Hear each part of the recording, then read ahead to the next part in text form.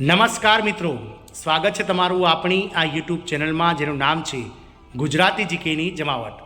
તો મિત્રો, ઘણા લાંબા સમયથી આપ સૌ જાણો છો તે પ્રમાણે દેશના મહિલા અને બાળ વિકાસ વિભાગના નેજા હેઠળ કામ કરતા 24 લાખ કરતાં વધારે આંગણવાડી કાર્યકર તેડાગર બહેનો એટલે કે આંગણવાડી કર્મચારીઓ અને ભારત સરકારના આરોગ્ય વિભાગના નેજા હેઠળ કામ કરતા આશા વર્કર બહેનો કે જેઓ લાંબા સમયથી સરકાર સામે પોતાનો માનદ વેતનમાં વધારો એટલે કે પગાર વધારાને લઈ અને મિત્રો મીટ માંડીને બેઠા છે. ગતરોજ મિત્રો વડાપ્રધાન દ્વારા જે છે તે મિત્રો સંસદમાં આને લઈને ચર્ચા પણ કરવામાં આવી હતી અને સરકાર ટૂંક જ સમયમાં આ કર્મચારીઓના પગારમાં વધારો કરશે તેવી જે છે તે મિત્રો મહત્વની જાહેરાત પણ કરવામાં આવી હતી.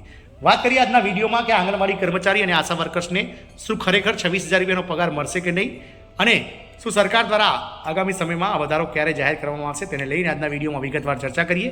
તો વિડીયોના અંત સુધી તમે બન્યા રહો અને જો ચેનલમાં તમે નવા હોય તો અમારી ચેનલને તમે લાઇક, શેર અને સબસ્ક્રાઇબ કરી લો. બાજુમાં રહેલું બેલ આઇકોન દબાવી નોટિફિકેશન ઓન કરો જેથી કરીને ચેનલ પર મૂકવામાં આવતા વિવિધ ભરતીઓના નોટિફિકેશન, વિવિધ ભરતીઓના પરિણામ, જીકેના વિડીયોઝ તેમજ સરકારી કર્મચારી પેન્શનર્સ અને યોજનાઓને લગતા પરિપત્રો તમને સરળતાથી ચેનલના માધ્યમથી ઉપલબ્ધ થઈ જાય. તો આંગણવાડી અને આશા વર્કરોને 26,000 રૂપિયાનો પગાર મળશે?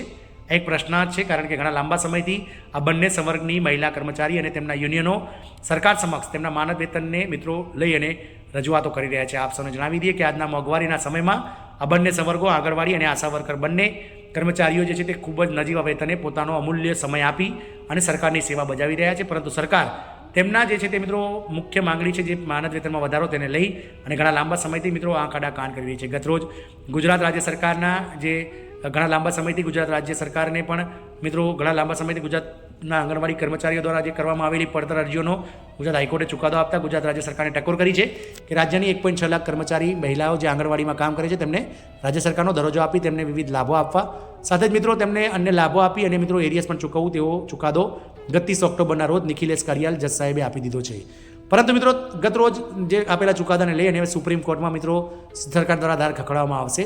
અગાઉ પણ મિત્રો અન્ય રાજ્ય સરકારો પણ સુપ્રીમ કોર્ટમાં આ બાબતે લઈ અને મિત્રો તેના દ્વાર ખખડાવી ચૂકી છે સુપ્રીમ કોર્ટના. એટલે કે હવે અનેક રાજ્ય સરકારો દ્વારા ધાર ખખડાવવામાં આવતા સફાળી જાગેલી વડાપ્રધાન નરેન્દ્રભાઈ મોદીની સરકાર દ્વારા, કેન્દ્ર સરકાર દ્વારા આ નિર્ણય લેવામાં આવ્યો છે અને આગામી બજેટ એટલે કે વર્ષ 2025-26 જે પૂર્ણ કદનું બજેટ માનનીય નાણામંત્રી શ્રીમતી નિર્મલા સીતારામન દ્વારા જે ફેબ્રુઆરી 2024-25માં રજૂ થશે. આ બજેટ સાથે મિત્રો આંગણવાડી કર્મચારીઓના અને આશા વર્કરના જે 26,000 રૂપિયા માનદ વેતનને લઈ અને મિત્રો જાહેરાત થાય તેવું હાલમાં મિત્રો નાણાં વિભાગના સૂત્રો દ્વારા માહિતી મળી છે. આંગણવાડી અને આશા વર્કરોના પગારમાં તાજેતરમાં થયેલા વધારાથી તેમના નજીવન સુધારમાં સુધારો થવાની સંભાવના છે. આ લેખમાં આપણે વિગતવાર જાણીશું કે સરકાર દ્વારા શું પ્રયાસો થઈ રહ્યા છે. તો આંગણવાડી અને આશા વર્કર બહેનોના આપણા સમાજના મહત્વના આધારસ્તંભ છે. આ કામદારો દેશના ખૂણે ખૂણે આરોગ્ય, પોષણ અને શિક્ષણ ક્ષેત્રે મહત્વની ભૂમિકા ભજવે છે. જોકે આ કામદારોના પગારમાં વધારો કરવાની માંગ ઘણા સમયથી કરવામાં આવી રહી છે અને તાજેતરમાં ઘણા રાજ્યોમાં આ કામદારોના માનદ વેતનમાં વધારો કરવાની જાહેરાત પણ કરવામાં આવી છે.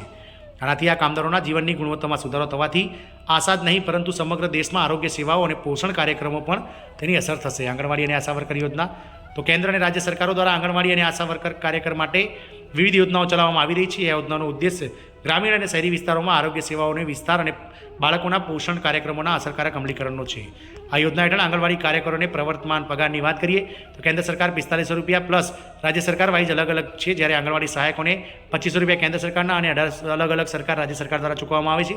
આશા વર્કર બહેનોને 2 થી 4,000 રૂપિયાનો પગાર સરકાર દ્વારા ચૂકવવામાં આવે છે. તે રાજ્ય પ્રમાણે બદલાઈ શકે છે. આંગણવાડી કાર્યકરો માટે લઘુત્તમ વેતન 26,000 રૂપિયા કરવાની માંગ ઘણા રાજ્ય સરકારો દ્વારા ઉઠાવવામાં આવી છે. આંગણવાડી અને આશા વર્કરની ભૂમિકાની વાત કરીએ તો આંગણવાડી અને આશા વર્કરો સમાજના આરોગ્ય અને શિક્ષણ ક્ષેત્રે મહત્વની કડી છે. આ કામદારો સગર્ભા સ્ત્રીઓ, નવજાત શિશુઓ અને બાળકોની સાર સંભાળમાં સક્રિય રહે છે. તેમના કાર્યમાં મુખ્યત્વે બાળકોનું રસીકરણ, પોષણનું સ્તરનું નિરીક્ષણ, આરોગ્ય શિક્ષણને પ્રોત્સાહન આપવું, સરકારી યોજનામાં યોગ્ય અમલીકરણનો સમાવેશ થાય છે. કોવિડ-19 રોગચાળા દરમિયાન આ કામદારોએ ફ્રન્ટલાઇન યોદ્ધાઓ તરીકે સેવા આપી હતી અને આ સમુદાયને કોરોના નિવારણના પગલાં વિશે જાગૃત કર્યા હતા. પગાર વધારાની માંગ અનેક કારણો. આંગણવાડી અને આશા વર્કરોના પગાર વધારો કરવાની માંગ સમયાંતરે કરવામાં આવી છે. તેની પાછળ ઘણા કારણો છે, જેમ કે મોંઘવારી અને વધતી કિંમતોને કારણે વર્તમાન પગાર અપૂરતો બન્યો છે. આ કામદારો પર કામનું ભારણ પણ સતત વધી રહ્યું છે, પરંતુ પગારમાં કોઈ ખાસ વધારો થતો નથી. વધુમાં મોટાભાગના કામદારો શિક્ષિત છે અને વધુ સારા વેતનને પાત્ર છે. વેતનની માંગ કુદરતી રીતે વધે છે. વધુમાં હાલમાં આ કામદારોને પર્યાપ્ત સામાજિક સુરક્ષા લાભો મળતા નથી, જે તેમની કાર્યશક્તિ અને જીવન ધોરણને અસર કરે છે. ઘણા રાજ્યોએ આંગણવાડી અને આશા વર્કરોના પગારમાં વધારો કર્યો છે, જેમ કે ગતરોજ વર્ષ 2024માં પશ્ચિમ બંગાળમાં મુખ્યમંત્રી મમતા બેનર્જીએ આશા વર્કર અને આંગણવાડી કાર્યકરોના માનદ વેતનમાં 750 રૂપિયા વધારો કરવાની જાહેરાત કરી હતી, જે એપ્રિલ 2024થી લાગુ થયું હતું. હરિયાણાના મુખ્યમંત્રી મનોહરલાલ ખટ્ટરે આશા વર્કરોના માસિક વેતનમાં 2100 રૂપિયાનો વધારો કર્યો છે. કર્ણાટક સરકારના આંગણવાડી કર્મચારી દ્વારા લઘુ વેતન 26,000 રૂપિયાની કરવાની માંગણી કરવામાં આવી છે.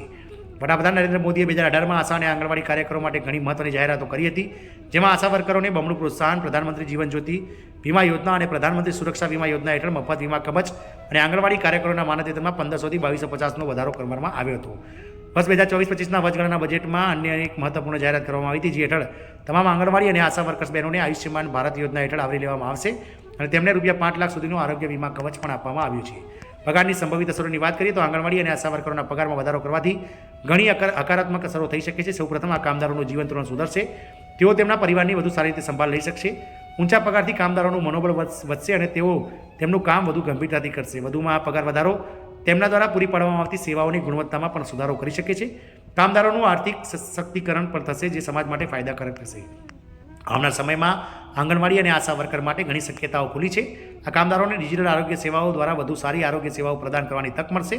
વધુમાં ઉચ્ચ શિક્ષણ અને તાલીમ માટેની તકો પૂરી પાડવી આ કામદારો માટે કારકિર્દીની પ્રગતિ તરફ દોરી શકે છે. સામુદાયિક નેતૃત્વના ક્ષેત્રમાં પણ આ કામદારોની ભૂમિકા વધારી શકાય છે અને આરોગ્ય માટે સંશોધનમાં તેમની ભાગીદારીને પ્રોત્સાહન મળી શકે છે. આમ આગામી બજેટ વર્ષ 2025-26નું જે 1 ફેબ્રુઆરી 2025ના રોજ મિત્રો જાહેર થશે, તેમાં કેન્દ્ર સરકારના નાણામંત્રી શ્રીમતી નિર્મલા સીતારામન દ્વારા આ બંને સંવર્ગો એટલે કે આંગણવાડી કર્મચારી અને આશા વર્કર્સ માટે 26,000 રૂપિયા માસિક વેતન કરવાની જાહેરાત કરે તો નવાઈ નહીં. હવે જોવાનું એ રહેશે કે આગામી 3 મહિનામાં આ કર્મચારીઓને આ પગાર વધારાનો લાભ મળે છે કે નહીં. એ તો બજેટ 2025-26માં જ માલુમ પડશે. જય હિન્દ, અસ્તુ.